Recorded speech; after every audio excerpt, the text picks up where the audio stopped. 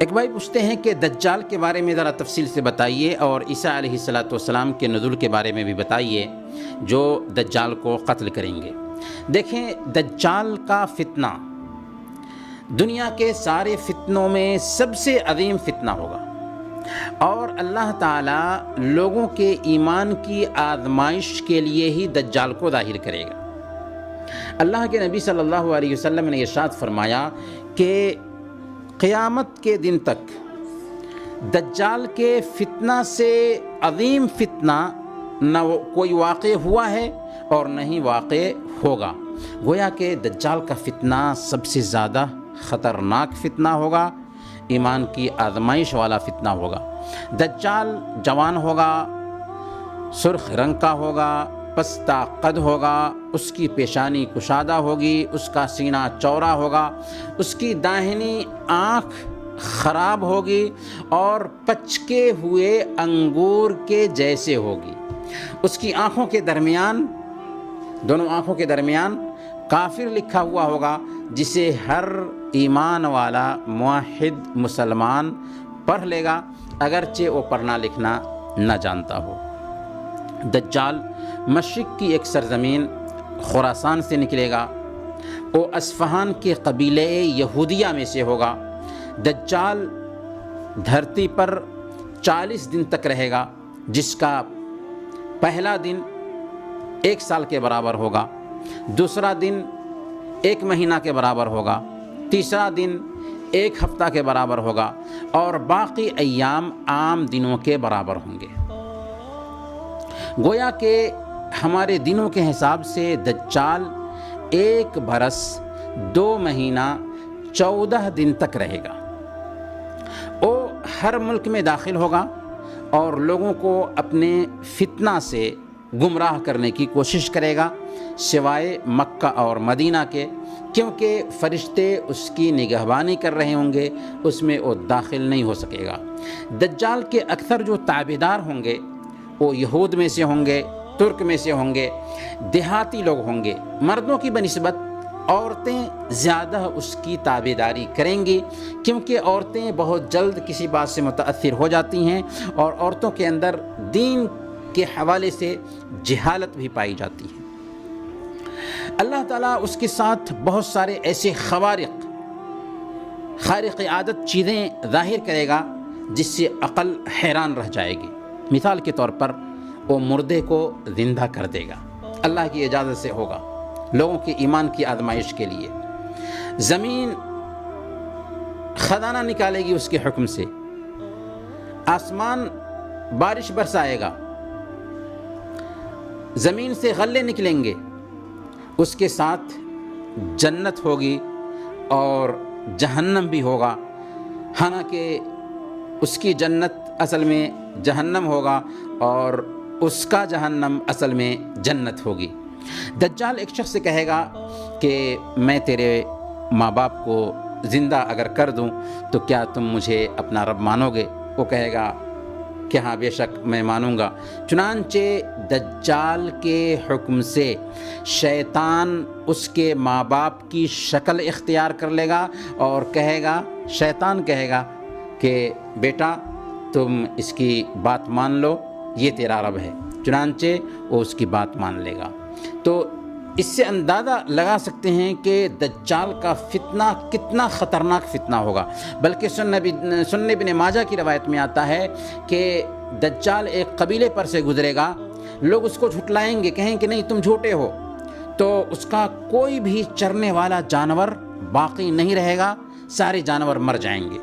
اور ایک قبیلہ پر سے گزرے گا تو لوگ اس کی تصدیق کریں گے، تو وہ آسمان کو حکم دے گا تو آسمان سے بارش ہونے لگے گی، اور زمین کو حکم دے گا تو زمین سے غلے نکل آئیں گے، گھاس پھوس نکل آئے گا، اور اس طریقے سے اس کے جانور جو ہے نا بہت موٹے تازے ہو جائیں گے اور اچھے ہو جائیں گے۔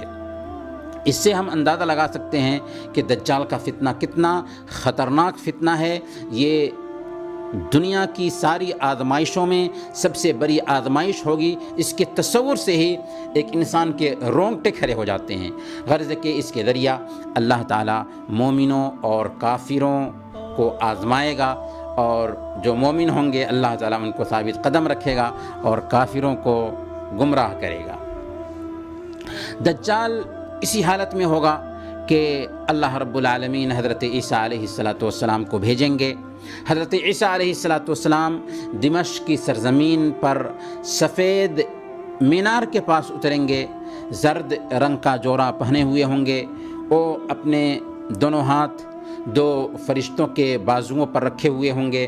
جب حضرت عیسیٰ علیہ السلام اتریں گے تو امام مہدی کو امامت کرانے کے لیے کہیں گے، یعنی امام مہدی کی امامت میں حضرت عیسیٰ علیہ السلام نماز پڑھیں گے، پھر دجال کو تلاش کریں گے، یہاں تک کہ آپ دجال کو باب لد پر، جو شام میں ایک پہاڑ کا نام ہے، وہاں پر پائیں گے۔ آپ کو دیکھتے ہی دجال نمک کے جیسے پگھل جائے گا، پھر آپ اس کو پکڑ لیں گے اور اسے قتل کر دیں گے۔ عزیز بھائیوں، یہ ہے دجال کا فتنہ۔ آج کتنے ایسے دجال ہیں جن کی باتوں میں آ کر کے لوگ اپنے ایمان کا سودا کر رہے ہیں۔ نہ جانے بڑے دجال کے ظاہر ہوتے وقت انسانوں کا کیا حال ہوگا۔ تو سوال یہ پیدا ہوتا ہے کہ اس دجال کے فتنے سے اگر وہ ظاہر ہوتا ہے ہمارے زمانے میں تو کیسے محفوظ رہیں؟ تو اس سلسلے میں چند باتوں کو دھیان میں رکھنا بہت ضروری ہے۔ پہلی بات یہ ہے کہ ہم توحید سیکھنے پر دھیان دیں، اللہ تعالیٰ کے اسماء و صفات سے واقفیت رکھیں، اس طور پر کہ ہم سمجھ سکتے ہیں کہ دجال انسان ہے جو کھاتا اور پیتا ہوگا، جبکہ ہمارا رب ان چیزوں سے بالکل پاک ہے۔ دجال کانا ہوگا، جبکہ ہمارے رب کے اندر کوئی عیب نہیں، اسے موت بھی آئے گی لیکن ہمارا رب مرنے والا نہیں ہے۔ تو جب ہم عقیدہ کو سمجھیں گے تو صحیح معنوں میں ہم اپنے رب کو سمجھ سکیں گے اور دجال جیسے جھوٹے اور فریبی کے فتنے سے ہم آگاہ ہو سکیں گے۔ دوسرے نمبر پر دجال کے فتنہ سے ہمیں چاہیے کہ ہمیشہ پناہ مانگتے رہیں۔ اللہ کے نبی صلی اللہ علیہ وسلم کو دیکھیے کہ ہر نماز کے اندر سلام پھیرنے سے پہلے اللہ کے نبی صلی اللہ علیہ وسلم 4 چیزوں کے شر سے اللہ کی جناب میں پناہ مانگا کرتے تھے۔ دعا تھی باضابطہ جو اللہ کے نبی صلی اللہ علیہ وسلم سلام پھیرنے سے پہلے کیا کرتے تھے۔ صحیح مسلم کی روایت میں آتا ہے اللہ کے نبی صلی اللہ علیہ وسلم دعا کرتے تھے کہ اللہم انی اعوذ بک من عذاب جہنم ومن عذاب القبر ومن فتنة المحیا والممات ومن شر فتنة المسیح الدجال، کہ اے اللہ میں جہنم کے عذاب سے تیری پناہ چاہتا ہوں، قبر کے عذاب سے تیری پناہ چاہتا ہوں، زندہ اور مردے کے فتنے سے میں تیری پناہ چاہتا ہوں، اور مسیح دجال کے فتنے سے تیری پناہ چاہتا ہوں۔ تو مسیح دجال کے فتنے سے ہمیں بھی بچنے کے لیے دعا کا اہتمام کرنا چاہیے۔ اور تیسرے نمبر پر سورہ کہف کی ابتدائی 10 آیات کو حفظ کرنا دجال کے فتنے سے حفاظت کا سبب ہے۔ صحیح مسلم کی روایت ہے اللہ کے نبی صلی اللہ علیہ وسلم نے ارشاد فرمایا کہ من حفظ 10 آیات من اول سورۃ الکہف عصم من الدجال، کہ جو شخص سورہ کہف کی ابتدائی 10 آیتیں یاد کر لے وہ دجال کے فتنے سے محفوظ رہے گا۔